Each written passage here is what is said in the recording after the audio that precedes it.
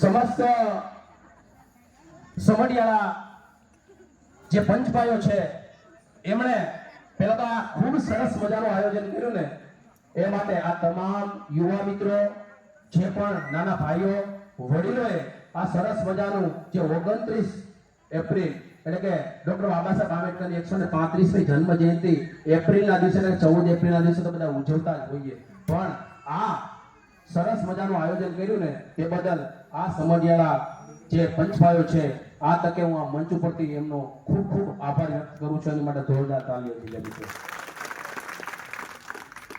બેન મારી વાત રાખીશ અને મારી વાતને વિરામ આપીશ. શરૂઆત બહેનોથી કરી મોટી સંખ્યામાં મારી માતાઓ બહેનો નાની બાળાઓએ સરસ મજાનું જે પ્રદર્શન કર્યું એ પણ ખરેખર બિરદાવવા લાયક છે. પણ ડોક્ટર બાબા સાહેબ આંબેડકરે જે સ્ત્રીઓ માટે કર્યું છે, જ્યારે બેને વાત કરી કે હું સાયન્સની વિદ્યાર્થી છું અને ભવિષ્યની ડોક્ટર છું, તો ડોક્ટર બાબા સાહેબ આંબેડકર જ્યારે લંડન પોતાનો અભ્યાસ પૂરો કરતા હતા ત્યારે એમને એમ થયું કે ખરેખર હું ભણું છું પણ મારી પાસે થોડો એક્સ્ટ્રા ટાઈમ છે, તો ડોક્ટર બાબા સાહેબે એવું વિચાર કર્યો કે મારે પુસ્તક લખવું જોઈએ અને એ ભારત ઉપર એને પુસ્તક લખ્યું હતું અને પુસ્તકનું નામ હતું પ્રોબ્લેમ ઓફ રૂપીસ, એટલે કે રૂપિયાની સમસ્યા.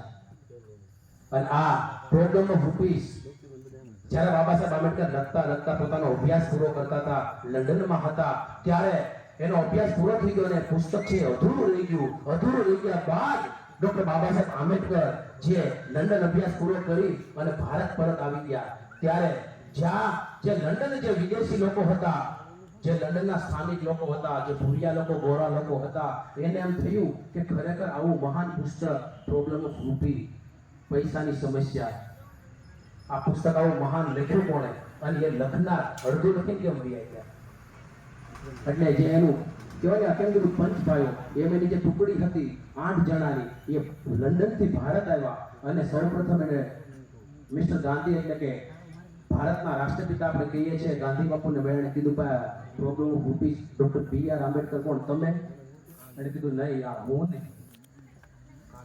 ત્યાર પછી લોખંડી પુરુષ તરીકે આપણે જાણીએ છીએ અને ભારતના પ્રથમ વડાપ્રધાન એવા સરદાર વલ્લભભાઈ પટેલને મળ્યા. ત્યાર પછી વડાપ્રધાન એટલે કે નહેરુજીને મળ્યા. તેણે કીધું હું આ નહીં, પણ મળતા જ્યારે 2 કલાક એટલે રાતના 2 વાગી ગયા અને મળતા ડોક્ટર બાબા સાહેબ આંબેડકર પાસે ગયા, ત્યારે એને ખબર પડી કે ડોક્ટર BR આંબેડકર એટલે એને કીધું હું પોતે.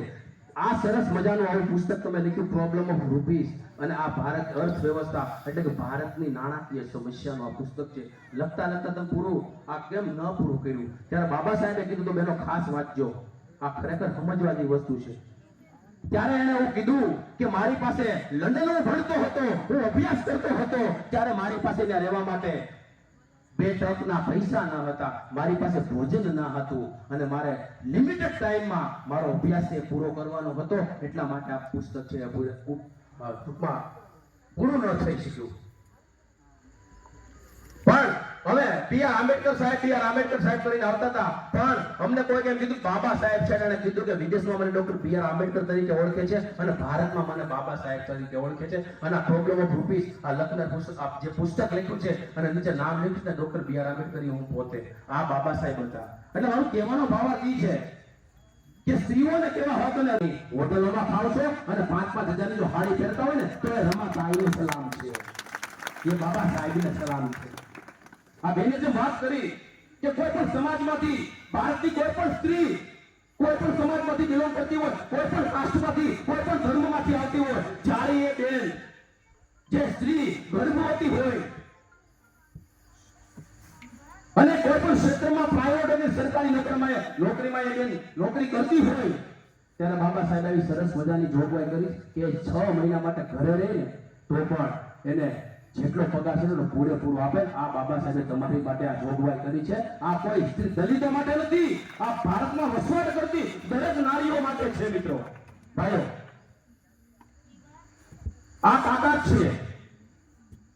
આવો સંઘર્ષ કરી અને આ એમનું નથી થતું ભાઈ નામ 195 દેશમાં ડોક્ટર બાબા સાહેબ આંબેડકરની જયંતિ હોય. કોઈને માતાજીને પિતાજીને બદલ માનજો, પણ જ્યારે કોઈ સારું કાર્ય કરો, સરસ મજાનું મકાન, સારી સારી ગાડીમાં ફરો છો ને, અને હું તો કહું બેનો 5-5 હજારની સાડી પહેરો ને, એ પણ આની દેન છે, રમાતાઈની દેન છે. એને પહેલા નમન કરજો, બાકી કરતા તમે માનતા હોય છૂટ છે તમને. આ હકીકત છે અને માનવું પડે. અને તમારથી શરૂઆત થાય, નકર કાંઈ સમજવાના નથી. પુરુષો તમે દોડશો કે બાબા સાહેબે અમારી માટે શું કર્યું છે, તો જ આનામાં આવશે. બાકી પુરુષો તો આઈથી ક્યુ નાથી કાઢ નાખવાના. એટલે ખાસ આ બહેનોને ખરેખર સમજવાની જરૂર છે. એટલે જીવનમાં જ્યારે પણ તકલીફ આવે ને, ત્યારે એમનો સમજતા કે મારે તો આ પ્રોબ્લેમ હતી, આનાથી મોટો તો પ્રોબ્લેમ છે જ નહીં. ભૂખાવાની કોઈ મોટી પ્રોબ્લેમ આ દુનિયામાં છે જ નહીં ભાઈઓ. એટલે આવો સંદેશ કર્યો. અને તમે આ મંચ પર તમે બોલીએ છીએ, આ તમે બેઠા છો, આપણે સરસ મજાના કપડા પહેર્યા છે, આ સરસ મજાનું આયોજન કરીને, તો ફક્ત ને ફક્ત ડોક્ટર B.R. આંબેડકર સાહેબની દેન છે. એટલે આને કોઈ દિવસ તો ઠીક, પણ જીવનમાં તમારા બાળકોને, જો હું તો વ્યક્તિગત એવું માનું છું કે તમારા બાળકોને શિક્ષણ પહેલા આપજો. પેટે પાટા બાંધી અને મજૂરી કરતા હોય તો ભણાવજો. ભણશે તો આવે કે બોલશે, નકર મજૂરી કરશે. અને હવે તો આપણે કોઈની બીકાઈ નથી કે ફલાણા ઢીકડા નહીં બોલાવના, તેવું જવા દો. ભણો, ભણે મજા કરે.